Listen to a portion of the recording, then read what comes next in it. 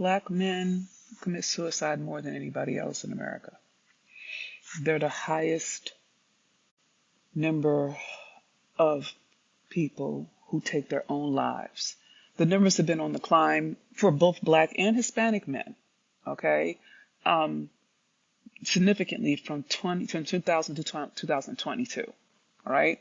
And I was reading different things, and I just want to read this to you so you can hear it, especially if you love a Black man, whether it's your son, your father, your uncle, your husband, your I don't know, your cousin. This is important, okay? And I'm reading this from cliniciansofcolor.org. In light of the death of Stephen Twitch Boss yesterday, I felt compelled to write about an increasing struggle for Black men. Suicide is a serious public health issue that affects people of all genders, races, and ages. However, Black men in the United States face unique challenges that can increase the risk of suicidal thoughts and behaviors. According to the Center of Disease Control and Prevention, CDC, Black men have the highest suicide rate among all racial and ethnic groups in the United States.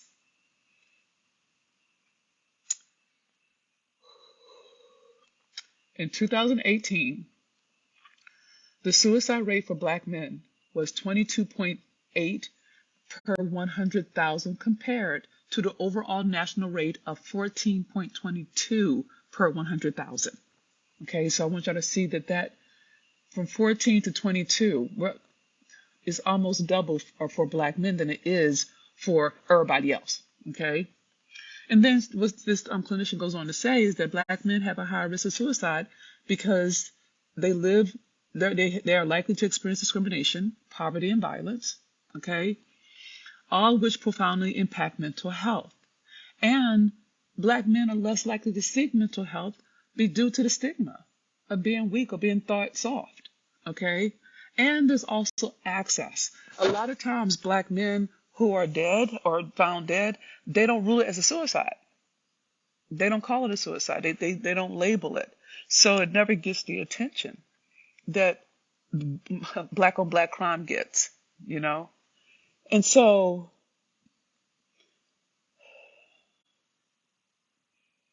I'm just trying to breathe through this.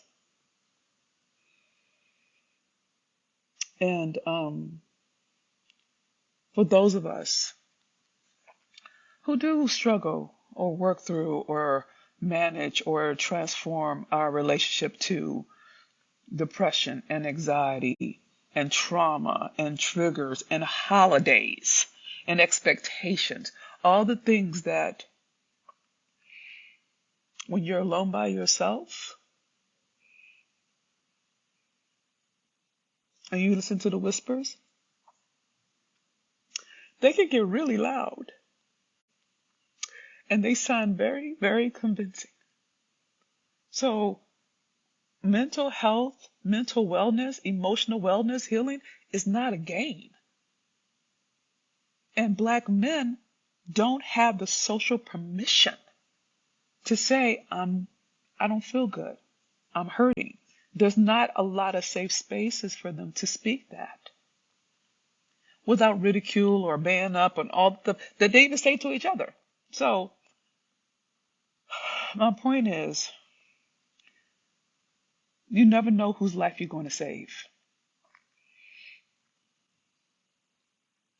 Just by saying how you doing, asking a question, being kind to somebody. Sometimes you can't tell your wife or your husband. Sometimes you can't say it to people, especially if you're a public figure like Twitch. Who are you going to tell? He was on the Ellen show, her DJ, a producer. You know, how are you going to be this happy-go-lucky guy and say that you don't want to live? How do you do that? How do you do that? Where's the safe space for that? And now he has 3 babies, a beautiful wife. They had this beautiful engagement. I mean, everything. If you look from him on Instagram, he looked happy.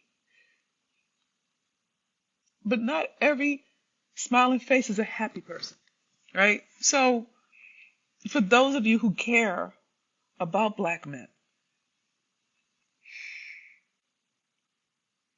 check on them. Get in their face. Get in their business. Ask the hard questions. Because somebody has to do something. We keep losing them at their own hands, whether it's suicide or gun violence. And all they're asking for is help and some grace and some compassion.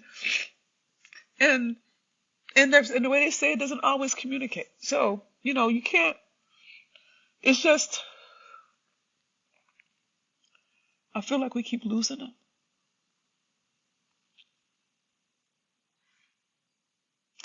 And I'm frustrated with it. I'm frustrated with it.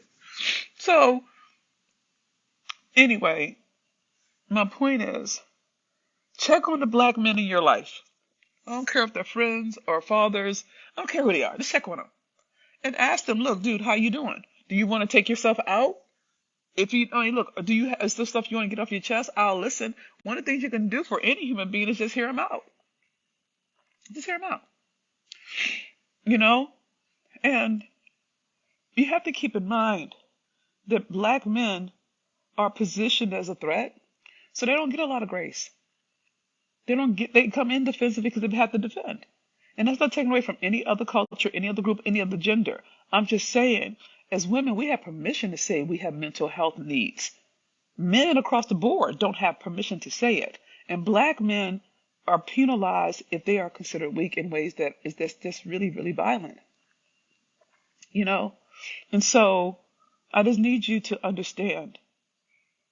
I need y'all to really take the case, especially for my sisters in success. I need you to take the case that black men are human beings who haven't had the safety to articulate bad things that have happened to them, how they feel, even to process their own emotions. They don't have as much language as we do because we've been practicing at it longer. If you love a black man, or for those of you who have black men that you love, one of the best things you can give him is your ear.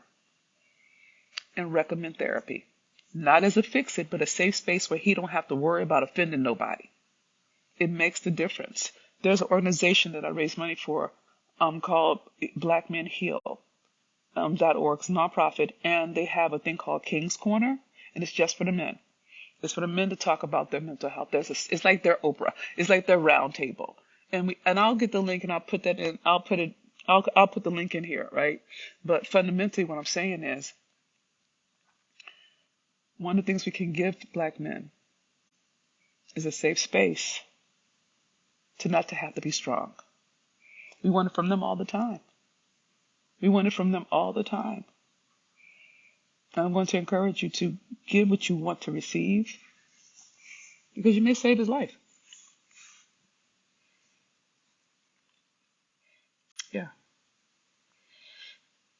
You may save his life.